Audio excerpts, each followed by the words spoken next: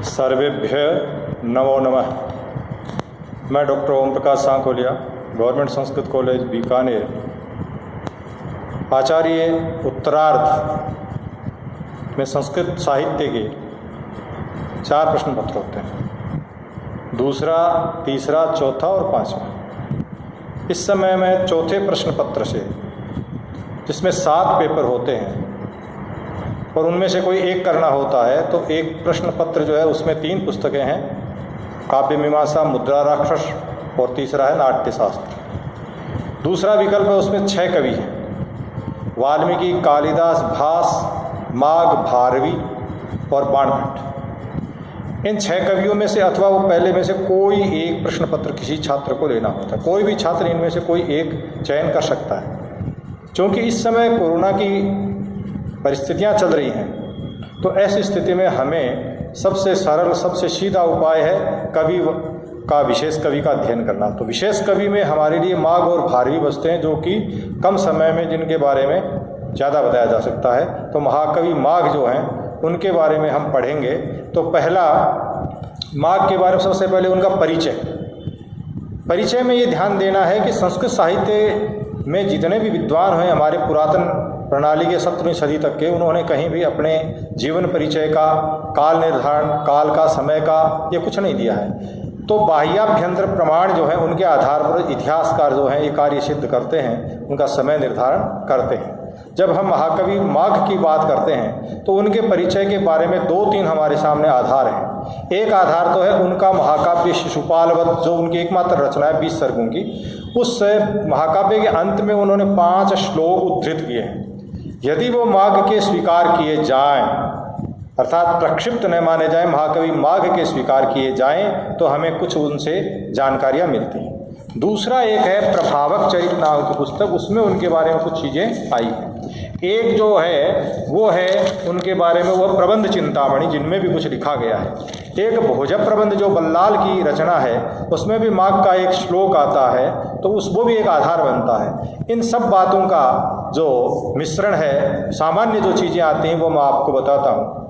तो बाह्याभ्यंतर प्रमाण जो हैं उनके आधार पर यह तय किया जाता है। तो सबसे पहले माघ के महाकाव्य के अंत में जो 5 श्लोक दिए गए हैं वो आपको संस्कृत साहित्य के इतिहास में, अथवा महाकवि माघ का शिशुपालवध जो है उसका अंतिम सर्ग उसके अंत में देखें, वो आपको मिल जाएगी। क्योंकि आप विशेष कवि माघ पढ़ रहे हैं तो आपको शिशुपालवध तो खरीदना पड़ेगा या कहीं से भी आपको उपलब्ध करना होगा।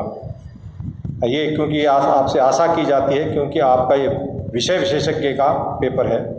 तो उसमें लिखा है अंत में, सर्वाधिकारी सुकृताधिकार्य श्रीवर्मलाख्यस्य राज्य बभूव राज्य असक्त दृष्टिर विरजा सदैव देवो पर सुप्रभदेव नाम काले मितम तथ्यमुदर्क पथ्यम तथागतस्येव जनस्सजेता विनानुरोधात् स्वहितेच्छयैव महिपतिर्यस्य वचश्चकार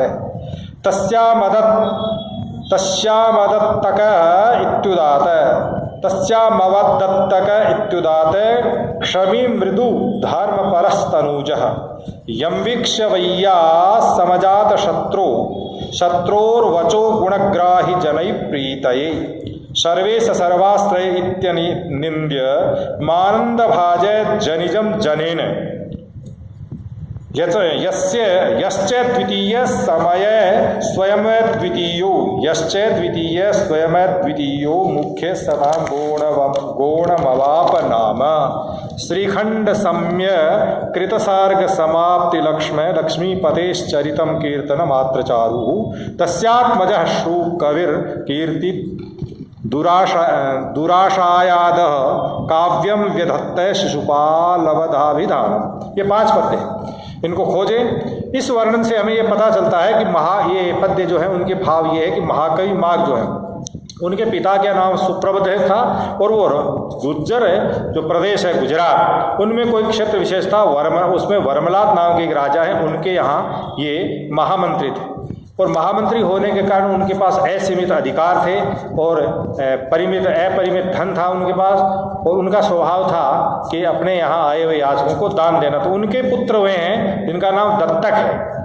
दत्तक भी बड़े विद्वान थे, उनके बारे में भी अच्छी प्रसिद्धि है कि दत्तक किस प्रकार के थे। वो दत्तक ये कह रहे हैं कि सुप्रभदेव जो है उनके दत्तकाख्य पुत्र है, उत्पन्न है। यश्च सुतराम गुणवान परमोदार क्षमाशील, ये विशेषताएं हैं किसकी, दत्तक की। जो सुप्रभदेव थे वो तो महामंत्री थे वर्मलात की, वो अपनी जगह हैं, उनके पुत्र भी विद्वान थे। उनके बारे में बताया गया है कि वो गुणवान थे, बुद्धिमान थे और क्षमाशील थे। सामान्यतः जिसके पास सत्ता आती है या धन आता है तो वो थोड़ी प्रकृति उनकी विकृत हो जाती है, लेकिन इनके पास ऐसा नहीं था, वो क्षमाशील थे, प्रकृति यानी स्वभाव से कोमल थे। कौन, दत्तक, धर्मनिष्ठ थे। इन्हीं दत्तक के उन्हीं उनके गुणों से संतुष्ट थे जनता, उनके लोग, उनके अनुयायी, वो दीनों के लिए आश्रय दान करने वाले थे और इसी कारण उनको सर्वाश्रय ये उपाधि दी गई थी। किसको, दत्तक। दत्तक जो कि माघ के पिता हैं और सुप्रभदेव के पुत्र हैं। इन्हीं के अस्यैव पुत्र माघ है शिशुपाल वध महाकाव्यम प्रणयनम व्यदधात। उन्होंने इस प्रकार के महाकाव्य का निर्माण किया। इससे क्या होता है, एक सामान्य बात कि महाकवि ये जो है एक संपन्न परिवार में, ये कह रहे हैं कि अनेन जायते यन महाकवि रसौ एकस्मिन संपन्ने परिवारे जनिमालवता। भोज प्रबंधानुसार भोज प्रबंध में एक पद्य आता है कि एक बार गरीब हो गए धन देते देते, कौन, महाकवि माघ। तो उन्होंने एक भोजपत्र पर जो है एक पद्य लिख करके राजा भोज की सभा में भेजा। ऐसा माना जाता है कि भोज जो है वो मध्य युग में हुए और विद्वानों की मंडली उनकी सभा में होती थी और जो भी कोई उनके सभा में उचित पद्य बना करके लाता था, कोई रचना करता था, कोई समस्या पूर्ति करता था, तो उनसे प्रसन्न होकर के महाराज जो है उनके लिए पारितोषिक देते थे। तो उन्होंने भी अपनी पत्नी को एक श्लोक बना करके भेजा जिसमें प्रातःकाल का वर्णन, बड़ा सुंदर वर्णन है और उनसे प्रसन्न होकर उन्होंने पुरस्कार भी किया। ऐसा भोज प्रबंध में लिखा है। वो बड़ा सुंदर पद्य था। कुमुद वनम अपश्री, ये पद्य आपको मिलेगा महाकवि माघ के महाकाव्य में, कहीं प्रस्ताव में कहीं भी उसकी भूमिका में पढ़ें कि एक तरफ कुमुद जो है उनकी जो श्री है, लक्ष्मी है, वो क्या हो रही है, नष्ट हो रही है, दूर हो रही है, और दूसरी तरफ कमल खिल रहा है। कमल और कुमुद दोनों ही पानी में पैदा होते हैं, तो दोनों की ही गति अलग है। कमल जो है वो दिन में खिलता है सूर्य की रोशनी से और चंद्रमा की रोशनी से कुमुद खिलता है। तो प्रातःकाल जब हो रहा है तो सूर्य अस्त हो रहा है, सूर्य उदय हो रहा है और चंद्रमा अस्त हो रहा है, तो कुमुद की जो शोभा है वो नष्ट हो रही है और कमल की शोभा उत्पन्न हो रही है। रात भर जो प्रसन्न था उलूक, वो अब क्या हो रहा है, प्रसन्नता को छोड़ रहा है। और रात भर जो दुखी चकवा चकवी थे, चक्रवाक चकवी, वो दुखी थे, अब उनकी प्रसन्नता का समय आ गया है। और जो क्योंकि उदय पर्वत पर अहिम रश्मि, उदय महिम रश्मि याति, वे आ रहा है, उदय हो रहा है और याति यानी जा रहा है, कौन, शीतांशु अस्तम, वो शीतांशु चंद्रमा अस्त की ओर जा रहा है। तो हत विधि लसिता नाम, जो विधाता के, जो भाग्य से ग्रस्त हैं, उनका इस प्रकार का ही विपाक होता है, अंत होता है, उदय होता है। दोनों बातें हैं, एक का उदय हो रहा है उसको प्रसन्नता मिल रही है, अस्त हो रहा है उसको विपन्नता मिल रही है, उसको दुख मिल रहा है। तो ये पद्य सुनकर भोज ने उनको प्रचुर मात्रा में धन दिया। वो धन लेकर के बाहर निकली, याचकों की भीड़ तैयार थी, उन्होंने याचकों को देते गई, वो मांगते गए, घर जाते जाते वो खाली हो गई।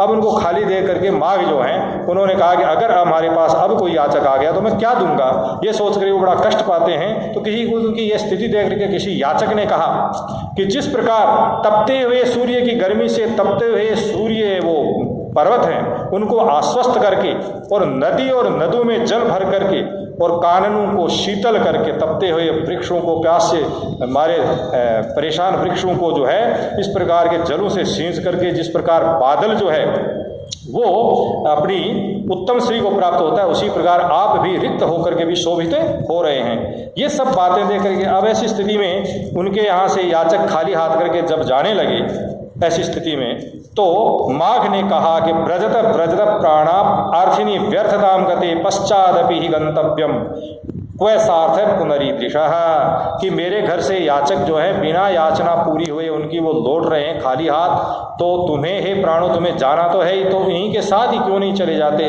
ताकि लोक में मेरी निंदा न हो कि महाकवि माघ जैसे दानी के यहाँ से कोई खाली हाथ चला गया। प्रबंध चिंतामणि एक ग्रंथ है, उसमें भी यही वर्णन लिखा गया जो ऊपर आया है मोटा मोटी प्रभावक चरित नाम का एक रचना है, उसमें भी महाकवि माघ को गुर्जर देश का बताया गया है और सुप्रभदेव उनके दादा और दत्तक उनके पिता बताए गए हैं। और इस प्रकार उनको एक महाकवि माघ को शिशुपाल की रचना का एक रचनाकार बताया गया है। इनके अतिरिक्त माघ की कुछ हस्तलिखित रचनाएं शिशुपाल की हैं, उनमें भी अंत में किसी सर्ग के अंत में ये लिखा जाता है, इति श्री भिन्न माल वास्तव्य दत्तक सुनो हो महावैयाकरण से माघस्य कृतौ शिशुपाल वधन महाकाव्य इति लिख्यते। ये सब जो लिखा जा रहा है, इनसे ये सिद्ध होता है कि ये जो महाकवि माघ हैं, ये इनकी संभावना की, संभाव्य थे इमामेव पुष्पिकाम अवलंबे। ये जो अंत में लिखा जा रहा है, इससे सिद्ध होता। हस्तलिखित पहले क्या था कि ग्रंथ छापा खाना नहीं था, तो मूल लेखक की किताब को लेकर के दूसरे उनकी प्रतिलिपि हाथ से बनाया करते थे भोजपत्रों पर। क्योंकि उस समय कागजों का आविष्कार नहीं था, फिर कागज बने तो कागज पर लिखा जाने लगा, फिर छापा खाने आया तो छपने लगे। तो हस्तलिखित कोई पुरानी पुस्तकें जो हैं वो कहीं मिली, तो उनके सर्गों के अंत में इस प्रकार लिखा गया कि ये सर्ग महाकाव्य ग्रंथ में कि भिन्नमाल जिसका नाम आज भीनमाल है, जालोर जिले में है, तो इससे सिद्ध होता है कि वो वहाँ गए तो वहाँ लिखा है भिन्नमाल वास्तव्य माने निवासी। दत्तक सूनो हो, दत्तक नाम के व्यक्ति के सूनो हो माने पुत्र। इस प्रकार के महावैयाकरण, ये सर्व तंत्र स्वतंत्र थे, सभी विषयों में पारंगत थे, लेकिन वैयाकरण बहुत बड़े ऊंचे दर्जे के थे महाकवि माघ। तो शिशुपाल वध उनकी रचना है। तो ये एक वाक्य उनमें अंत में आता है, इससे संभावना की जाती है कि इमामेव पुष्पिकाम अवलंबे, ये जो उस पुष्पिका है उसको आश्रय लेकर के प्रभावक चरित ने इसको भिन्नमाल जो है उसका श्रीमाल, भिन्नमाल जो है इसके स्थान पर उन्होंने श्रीमाल शब्द मान लिया गया। अब चूंकि ये श्रीमाल जो है वो गुजरात और राजस्थान के प्रांत में एक श्रीमाल नगर नाम का हुआ है, तो उस नगर को निवासी जान करके उसके आसपास जो वासी थे तो कह रहे हैं कि श्रीमाल नगर में राजस्थान गुजरात प्रांतयो अधिसीमम विद्यते, सीमाओं पर है, सीमाओं पर। भिन्नमाल जो है वो सीमा पर ही है, जालोर जिले में गुजरात के पड़ोस में है। अस्मादेव, इसी कारण से अत्रत्या विप्रहा श्रीमाली, उस क्षेत्र में श्रीमाली नाम के ब्राह्मण आज पाए जाते हैं। उक्त विवेचनानुसारम वक्तुम शक्यते यत महाकवेरस्य जन्म उपर्युक्त श्रीमाल नगरे बभूवे इति। जात्यायम विप्र, ये जाति से ब्राह्मण हैं और पिता इनके दत्तक हैं, और पितामह जो है सुप्रभदेव जो महामंत्री हैं, और पिता भी इनके विद्वान है और ये भी महाविद्वान हैं। अयम अत्यंतम धनी आसीत, ये सामान्य बात है कि अत्यधिक धनी थे। परम सर्वाहम संपदाम दान रूपेण भिक्षकेशु वितरितवान, ये जीवन परिचय हुआ। तो इन्होंने अपनी सारी संपत्ति उसमें लगा दी।